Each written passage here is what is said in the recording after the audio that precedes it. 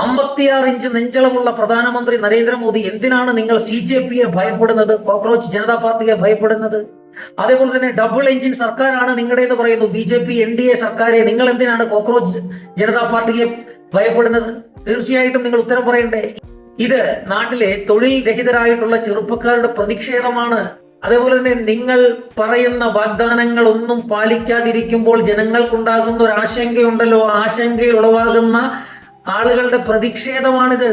അതേപോലെ തന്നെ ഇന്ത്യയിലെ തന്നെ ഒരുപറ്റം ആളുകൾ ഇന്ന് ആഗ്രഹിക്കുന്നുണ്ട് സംഘപരിവാർ എന്ന വലിയൊരു ശക്തി, അതായത് അർബുദമായിട്ട് ഇന്ത്യയെ ബാധിച്ചിരിക്കുകയാണ്. ആ ബാധിച്ചിരിക്കുന്ന അർബുദത്തെ ഇല്ലായ്മ ചെയ്യണമെന്ന് ഈ നാട്ടിലെ ചെറുപ്പക്കാരായിട്ടുള്ളവരും അതേപോലെ തന്നെ പൊതുജനങ്ങളും ആഗ്രഹിക്കുന്നുണ്ടെങ്കിൽ ആ ആഗ്രഹത്തിന്റെ ഭാഗമായിട്ടാണ് കേവലം ഒരു എക്സിൽ ഒരു അക്കൗണ്ട് ക്രിയേറ്റ് ചെയ്യുകയും ആ അക്കൗണ്ട് ക്രിയേറ്റ് ചെയ്ത് ഒരു ദിവസം ആകുന്നതിന് മുമ്പ് തന്നെ 10 മില്യണിലധികം ആളുകൾ ആ അക്കൗണ്ടിനെ ഫോളോ ചെയ്യാനും തുടങ്ങിയിരിക്കുന്നു എന്ന് പറഞ്ഞാൽ ഈ നാട്ടിലെ ജനങ്ങൾ തീർച്ചയായിട്ടും നിങ്ങളോട് എതിരഭിപ്രായമുള്ള ആളുകളുണ്ട്. ആ എതിരഭിപ്രായമുള്ള ആളുകളെ നിങ്ങൾ എന്താണ് ചെയ്യുന്നത്?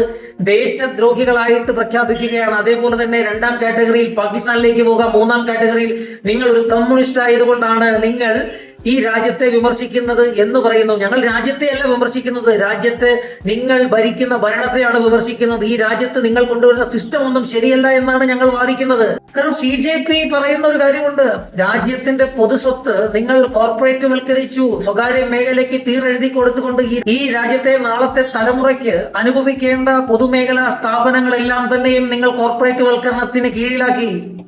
അംബാനിക്കും അദാനിക്കും നിങ്ങൾ തീരെഴുതി കൊടുത്തു. അതേപോലെ തന്നെ ഒരു മീഡിയയെ തന്നെ, അതായത് ഇന്ത്യയിലെ അറിയപ്പെടുന്ന ഒട്ടുമിക്ക ന്യൂസ് ചാനലുകളെയും നിങ്ങൾ വിലയ്ക്ക് വാങ്ങിച്ചു, അംബാനിയെയും അദാനിയെയും കൊണ്ട്. അപ്പൊ അവർ ആവശ്യപ്പെടുന്ന ഒരു കാര്യമുണ്ട്, ഗോദി മീഡിയയിലെ അവിടെ ആങ്കർ ചെയ്യുന്ന ആങ്കർമാരുടെ എല്ലാം തന്നെയും അക്കൗണ്ടുകൾ പരിശോധിക്കപ്പെടണം, ഈ ചാനലുകളുടെ അക്കൗണ്ടുകൾ പരിശോധിക്കപ്പെടണമെന്ന് പറയുന്നതിന് എന്താണ് തെറ്റ്? നിങ്ങൾക്ക് എന്താണ് ഇത്ര വേവലാതി? കേവലം ഒരു സോഷ്യൽ മീഡിയ പ്ലാറ്റ്ഫോമില് ഒരു പാർട്ടി ആഹ്വാനം ചെയ്തപ്പോൾ ആ പാർട്ടി ആഹ്വാനം ചെയ്ത പേജിനെ തന്നെ ഇല്ലാതാക്കുന്ന നിങ്ങളുടെ ഭീതിയുണ്ടല്ലോ, അത് നിങ്ങളൊരു ജൻസി കലാപമായി മാറാൻ പോകുന്നു എന്നുള്ളതിന്റെ തിരിച്ചറിവായിരിക്കാം. പക്ഷെ തീർച്ചയായിട്ടും ഒരു ജൻസി കലാപമായിട്ട് നേപ്പാളിലോ ഇറാനിലോ അല്ലെങ്കിൽ മറ്റുള്ള രാജ്യങ്ങളിലോ ഒക്കെ നടന്നതുപോലെ വലിയൊരു കലാപം ഇന്ത്യയിൽ ഉണ്ടാകാൻ പാടില്ല.